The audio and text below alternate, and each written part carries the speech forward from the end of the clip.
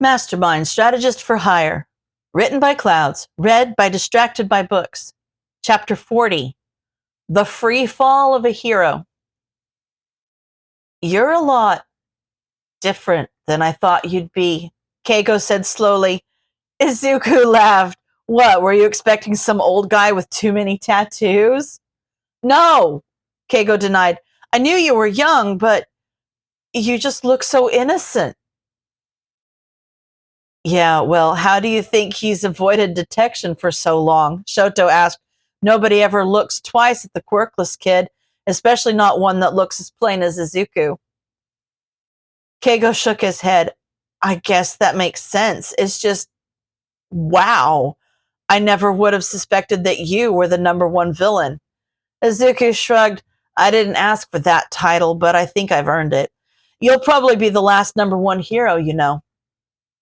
Yeah, Keigo said, I think the position's probably been cursed for a long time, but it's just been more obvious recently. Izuku smiled at him. Well then, let's destroy that cursed throne and make sure it doesn't hurt anyone else. Izuku pulled up his mask and hood. Are you ready to show everyone what it really means to be free? Mara yawned as he oversaw the new recruits to the Legacy Feeder program. Some of them were a bit more rebellious than Hawks had been when he was younger, but that wouldn't last long. One already seemed eager to please, so he would probably be used as the example for the others. By the time they were old enough to get their heroes' licenses, they would be just as loyal to the commission as Hawks was.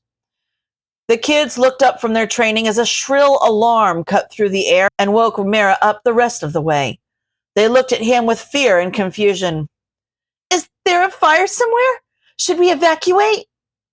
Don't worry about it, Mara said.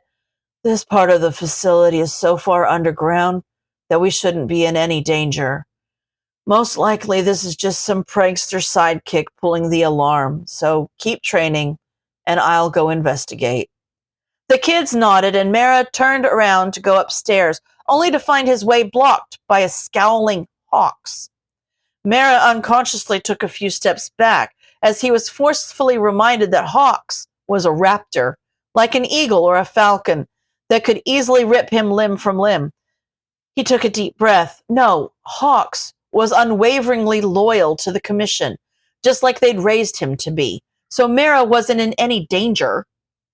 Hawks, what a nice surprise. What are you doing down here? I'm here to free those kids. Hawks growled. I won't let them go through what I went through. Mara froze. They are training to be powerful heroes, Hawks. I thought you were grateful for the training we gave you. After all, you wouldn't have become the hero you are today without our help. You're not training them to be heroes. The kids had stopped their training to listen. This was bad. You're training them to be weapons.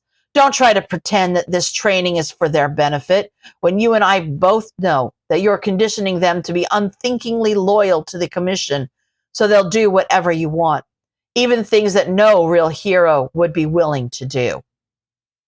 Hawks, Mara said softly, perhaps it'd be best if we talk privately. Let's go to my office. It's too late to talk, Mara. And besides, why would I ever believe a word you say when everything you've ever said to me was to manipulate me into becoming the perfect little tool for the commission to use?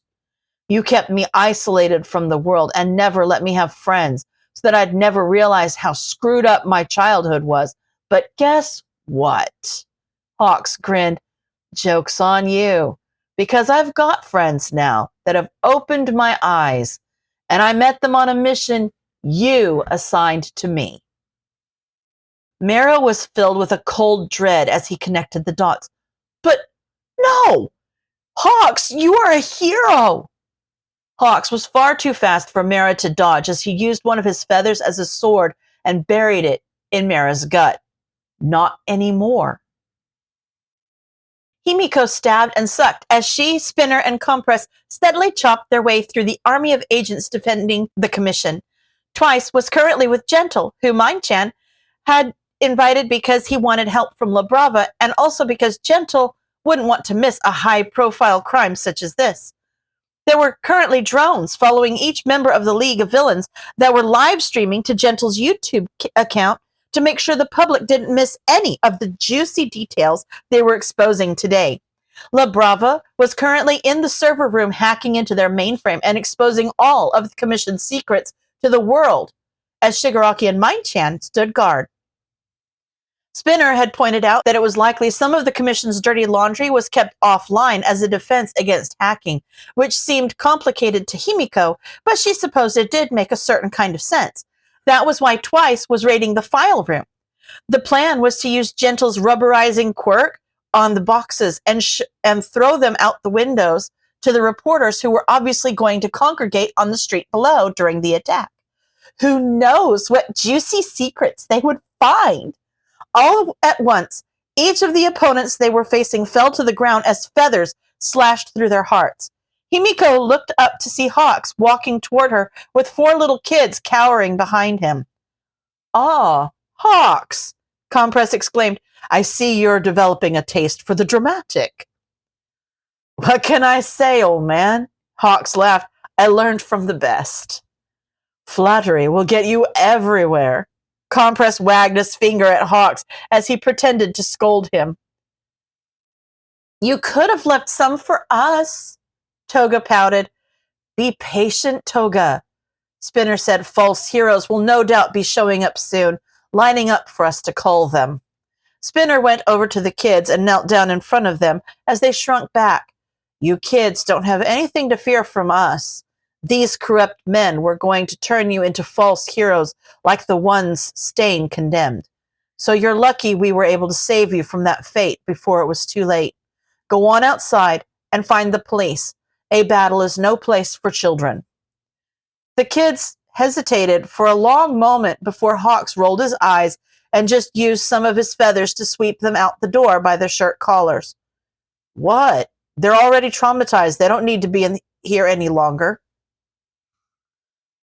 Dabi and Shoto came running in through a side door, out of breath. "Can we finish torching this place yet?" Dabi snapped. "We were setting small fires outside, just enough to raise the alarms, like Mastermind said, but then the police started shooting at us." "Not yet," Hawks said. "If we destroy the building before the other teams finish exposing the corruption, the Commission will just find a new building. We need to make sure there's no way they can come back from this." Dabi chuckled. "I'm pretty sure the #1 hero turning a villain would be enough on its own.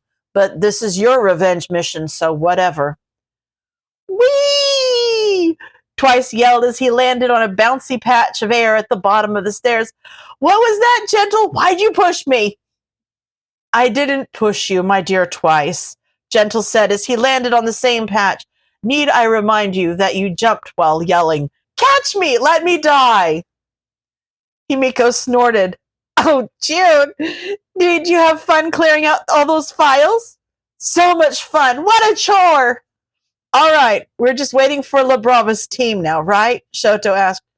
"Not anymore," Mind-chan said as he, Shigaraki, and La Brava came up from one of the basements. Both he and Shigaraki were covered with a mix of blood and dust, so they must have run into some resistance. "Did everything go okay?" Everyone nodded, and Mind-chan cracked his neck. "What do you guys think? You want to stick around to fight some heroes, or just go home and celebrate?" "I believe it's time to take our final bows," Compress said. There was a round of agreement, and Hawk smiled. "Thank you guys for this. I know you weren't planning on attacking the Commission, so it means a lot that you were willing to do this for me." "Whatever, Birdie," Dabi said. "What are friends for?" "All right, Gentle, would you mind making a shield in front of us? Shigaraki, call the doctor and tell him to get Johnny ready." The group strode out the doors with Hawks at the front, bullets bouncing ineffectually off the rubberized air in front of them. Toga noticed Detective Tsukachi in the crowd and stuck her tongue out at him right before she started choking on the nasty gray gunk and found herself back home. End of chapter.